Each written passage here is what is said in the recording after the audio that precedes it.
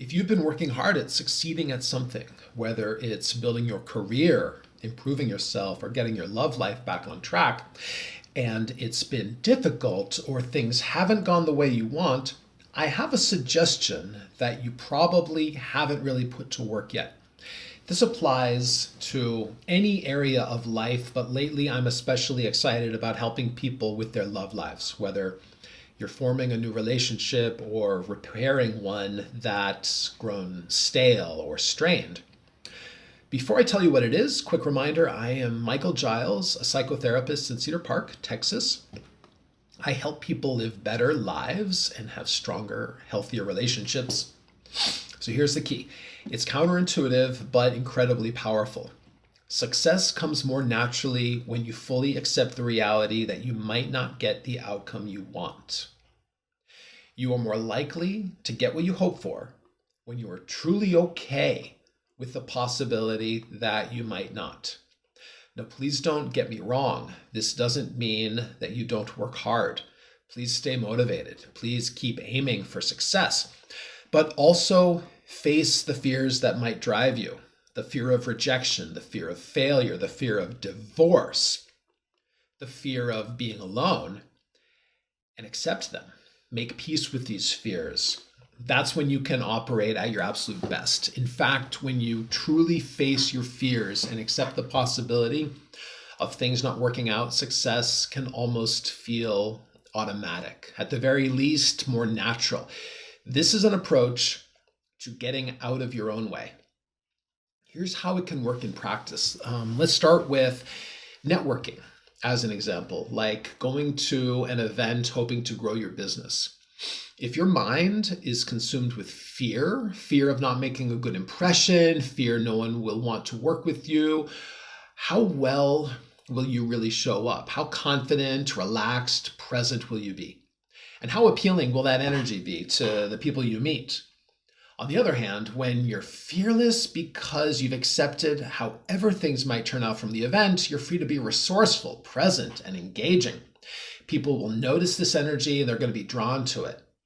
Let's apply it to dating.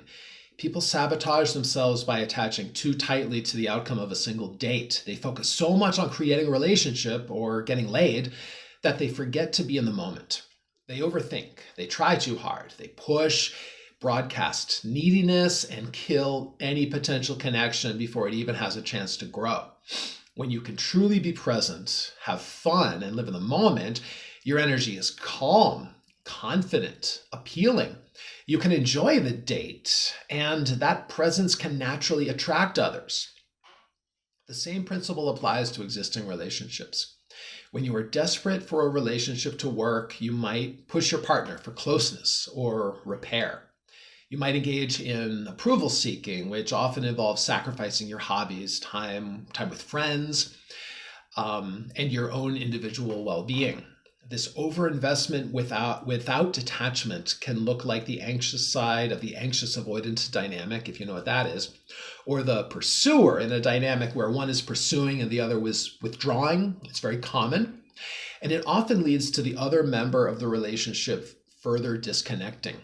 True freedom in relationships comes when you accept what you cannot control, and you cannot control whether your relationship will last. But as I like to say, the more you let go of your need for control, the more power you have to influence. And another word for letting go of control is acceptance. So accept you can't control whether your significant other will respect your boundaries, but you are in control over whether you stand up for your boundaries, what matters to you, whether you stand up for the kind of relationship you truly want to have. That means losing the people-pleasing or the approval-seeking behaviors and really being yourself. You can enforce your boundaries without fear of losing approval. People take you and your boundaries more seriously when you're not terrified of them leaving. And when you know you'll be okay either way, you're going to be more flexible, more present, more likable, and this can actually support your relationship in succeeding. One practical way to do this is to imagine how you could still be okay if the less favorable outcome happened. At a networking event, if you leave without new clients, could you still be proud of how you showed up? Could you still value the connections you did make? In a relationship, if things didn't work out, could you grieve, recover, and move forward stronger? You can, in fact, still have the relationship you want by showing up authentically and staying true to your boundaries. You have control over how you show up. You don't have control over whether someone is compatible with your boundaries or capable of experiencing the kind of relationship you want. Accepting this reality actually makes you more persuasive. It helps your partner take you seriously when you communicate what you need. Therapy can help with this.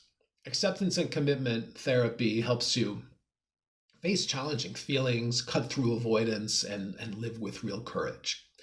EMDR is a powerful tool for resolving unresolved emotions that we carry around. Accepting possibility and letting go of desperate attachment puts you in the best position to succeed in your relationships and in life. It's not giving up control. It's gaining the freedom to show up fully, confidently, and calmly. Now, if you find this idea helpful, please check out my blog at mg-counseling.com.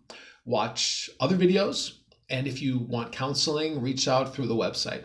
I can help you work through the fears and attachments that are keeping you from stepping fully into the life and relationships that you want.